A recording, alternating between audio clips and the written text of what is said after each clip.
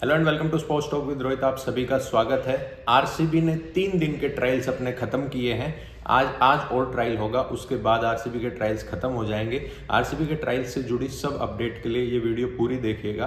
कौन कौन से प्लेयर्स ने आरसीबी की ट्रायल्स अटेंड की, इससे कई चीज़ें क्लियर हो जाएंगी कि वो किस प्लेयर को किस स्लॉट के लिए और क्यों ढूंढ रही है और क्या आरसीबी की ऑक्शन स्ट्रेटेजी रहने वाली है। चलिए शुरू करते हैं वीडियो को। सबसे पहले आरसीबी कल डे 3 के ट्रायल पे एक बड़ा चेहरा, जी हाँ बिल्कुल, पंजाब किंग्स के आशुतोष कल आरसीबी के ट्रायल्स में नजर आए और आशुतोष को लेने के लिए आरसीबी की मैनेजमेंट आतुर है। उनको फिनिशर रोल में एक इंडियन प्लेयर चाहिए। जिस प्रकार की ट्रायल्स गई है उससे एक चीज साफ क्लियर होती है कि रॉयल चैलेंजर्स बेंगलुरु की टारगेट इस बार भारतीय कोर को मजबूत करना है।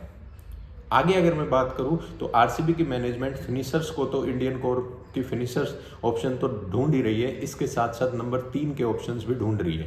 नंबर 3 के ऑप्शन के लिए आरसीबी ने अंक्रिश रघुवंशी, जो पिछली दफा एक अच्छा 50 लगाया था दिल्ली कैपिटल्स के खिलाफ अंक्रिश रघुवंशी ने, और भी छोटी मोटी जो इनिंग खेली थी, क्वालिटी इनिंग थी। नंबर 3 पे क्लासिक बैट्समैन अंक्रिश रघुवंशी बन सकते हैं। कई लोग इसको ये जरूर कह रहे हैं कि भाई अंक्रिश रघुवंशी इतना भी बेहतर नहीं करेगा, आप लोग फिर से मीडियोकर चॉइस पे जा रहे हो, वेंकटेश अय्यर लो, नीतीश राणा लो। तो ये लोग आप कमेंट सेक्शन में लिख के जरूर बताएं कि आरसीबी की ये टैक्टिक्स कैसी है। इसके बाद अगर मैं आगे बात करूं तो रॉयल चैलेंजर्स बेंगलोर की ट्रायल्स में एलएसजी के लेफ्ट आर्म स्पिनर, जी हाँ बिल्कुल लेफ्ट आर्म स्पिनर, जो इमाद वासिम की तरह गेंदबाजी करते हैं, एम सिद्धार्थ, जो कि तमिलनाडु से है। तमिलनाडु के चेहरे ज़्यादा देखने को मिले ट्रायल्स में कर्नाटका के चेहरों से, क्योंकि आपकी स्काउटिंग तमिलनाडु से है। दिनेश कार्तिक तमिलनाडु से ओरिजिनेट करते हैं, बिलोंग करते हैं, तो तमिलनाडु के प्लेयर्स ज़्यादा देखने को मिले। लखनऊ सुपर जायंट्स में पिछली दफ़ा खेले थे एम सिद्धार्थ, उन्होंने विराट कोहली का भी विकेट लिया था, तो एम सिद्धार्थ भी ट्रायल देखने को मिले। श्रेयस गोपाल के ऊपर खबरें ये हैं कि वो आए हैं ट्रायल में जरूर, लेकिन अब तक कंफर्मेशन हम उन पे नहीं दे सकते। और लोकल प्लेयर जो महाराजा ट्रॉफी में थे, इवन मनोज मांडगे के ऊपर जब बात होती है तो सभी की ट्रायल्स उन्होंने अटेंड की। आरआर की ट्रायल, मुंबई की ट्रायल, डीसी की ट्रायल, चेन्नई सुपर किंग्स की ट्रायल उन्होंने अटेंड की, लेकिन उन्होंने अटेंड नहीं की आरसीबी की ट्रायल, या फिर शायद आरसीबी को पता था कि भाई मनोज मांडगे का स्टाइल क्या है, तो उनको शायद बुलाया भी नहीं गया, उनको परेशान नहीं किया गया। एक सबसे बड़ा ड्रॉबैक ये होता है ट्रायल्स का कि सैयद मुश्ताक अली ट्रॉफी जो होने वाली है, अगर ऑक्शन उसके बाद होता, 23-24 दिसंबर के पास होता ऑक्शन, तो शायद और प्लेयर्स को जो है ना वो मौका मिल जाता बड़ी बड़ी टीमों की ट्रायल्स ना देके और सैयद मुश्ताक अली ट्रॉफी में परफॉर्म करके उनकी टीम में आने का। जैसे आपको बताऊं तो केरला के अजरुद्दीन भी आरसीबी के साथ काफ़ी जुड़े थे। इस ट्रायल पे वापस लौट आता हूँ। 3 दिन के अंदर मनी ग्रेवाल एक ऐसे गेंदबाज है जो पिछली बार भी जिन्होंने ट्रायल में पार्टिसिपेट किया था, लेकिन आरसीबी ने उन पर बिड नहीं की। स्वास्तिक चिक्कार एक ऐसे बंदे थे। शुभम दुबे 5.5 करोड़ के हैं, युवराज सिंह बोलते हैं उनको, लोकल युवराज सिंह बोलते हैं, वो भी ट्रायल का हिस्सा बने हैं।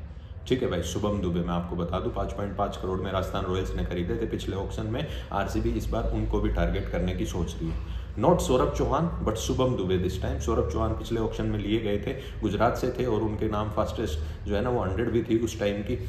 शुभम दुबे, उसके साथ साथ गेंदबाजी और ऑलराउंडिंग परफॉर्मेंस की मैं बात करूँ तो मनवंत कुमार जो है एक लोकल सितारा है जो ज़बरदस्त परफॉर्मेंस करता है। मनवंत कुमार तमिलनाडु से है। दीपक देवड़िगा लोकल प्लेयर है, एंडी फ्लोवर के पसंदीदा है। सोशल मीडिया पे काफ़ी बजीज है कि दीपक देवड़िगा एंडी फ्लोवर के पसंदीदा है, लेकिन आपको एक ड्रॉबैक उनका बता देता हूँ कि कहीं से ये शायद मैंने खबर सुनी है कि वो अपने एक्शन के चलते जो है ना, इलीगल एक्शन के चलते वो बैन भी हुए हैं बॉलिंग करने से, लेकिन अब उनका एक्शन वैलिड है या नहीं है इस पे कोई कंफर्मेशन नहीं है। हालांकि वो पिछले साल भी जब है ना आरसीबी के साथ जुड़े हुए थे बतौर नेट गेंदबाज के, इस साल वापस से आए हैं, नेट्स में आए हैं, ट्रायल्स दिए हैं उन्होंने, और बतौर बैकअप लेग स्पिनर आरसीबी उनको टारगेट कर सकती है। लेग स्पिनर की बात आ गई तो कहीं ना कहीं मुझे अब ऐसा भी लगने लगा है कि आरसीबी युजवेंद्र चहल को टारगेट नहीं करती दिख रही है इस ऑक्शन में, क्योंकि मार्की सेट में युजवेंद्र चहल आ गए हैं और मार्की सेट में आपके पास डीएसपी सिराज भी, आप सिराज को नहीं लेते, शमी लेने पड़ेंगे, उनको भी नहीं लेते, अर्शदीप लेने पड़ेंगे, उनको भी अगर नहीं लेते तो कगिसो रबाडा लेने पड़ेंगे। काफ़ी ऑप्शंस जो है ना वो एक साथ आ गए हैं। आपको केएल राहुल, अय्यर, पंत में से भी एक लेना है, तो युजवेंद्र चहल अब तीसरे नंबर पर सरक गए हैं, क्योंकि केएल राहुल नंबर 1 टारगेट रहेंगे, लाइम लिविंगस्टन नंबर 2 टारगेट रहेंगे और युजवेंद्र चहल नंबर 3 रहेंगे। और 3 भी मैं 3 से पहले भी मोहम्मद सिराज है, मोहम्मद शमी है, तो वो भी टारगेट हो सकते हैं। तो युजवेंद्र चहल पे मुझे नहीं लगता कि आरसीबी टारगेट करेगी। पर्सनली पूछो तो मैं चाहता हूं कि युजवेंद्र चहल आरसीबी में जरूर आए। आगे अगर मैं बात करूं तो लाइम लिविंगस्टन एक अच्छे ऑप्शन, अच्छे ओवरसीज फिनिशर दिख रहे हैं जो आपको 4 ओवर भी देंगे। लेग स्पिनर है, नंबर 1 T20I के गेंदबाज है, तो उनसे बेहतर कोई ही ऑप्शन आपको मिलेगा ओवरसीज। डेविड मिलर के पीछे ज़्यादातर लोग भागेंगे, उनका बेस प्राइस 1.5 करोड़ रुपए है, मार्की प्लेयर लिस्ट में है, लेकिन डेविड मिलर उतना बखूबी नहीं कर रहे। पिछले 1 साल की अगर आप बात करो तो डेविड मिलर में वो एबिलिटी नहीं दिख रही जो बाकी फिनिशर्स इस समय, वो एज फैक्टर भी हो सकता है, वो काफ़ी और फैक्टर्स भी हो सकते हैं। दिनेश कार्तिक, ओमकार साल्वी केकेआर में साथ रह चुके हैं। ओमकार साल्वी आरसीबी के बॉलिंग कोच अपॉइंट किए गए हैं। एंडी फ्लावर का एलएसजी कनेक्शन है, तो ये साफ देखते हुए बनता है कि बाकी टीमों से इस बार आरसीबी अपने रिसोर्सेज कलेक्ट करने की कोशिश कर रही है, चाहे वो केकेआर के अंक्रिश रघुवंशी हो या ऑक्शन में आपको देखने को मिले कि वेंकटेश अय्यर के पीछे टारगेट करें या नीतीश राणा को ले, या गेंदबाजी में वैभव अरोड़ा को टारगेट करें, या यूजी को टारगेट नहीं करते हैं तो सुरेश शर्मा को टारगेट करें।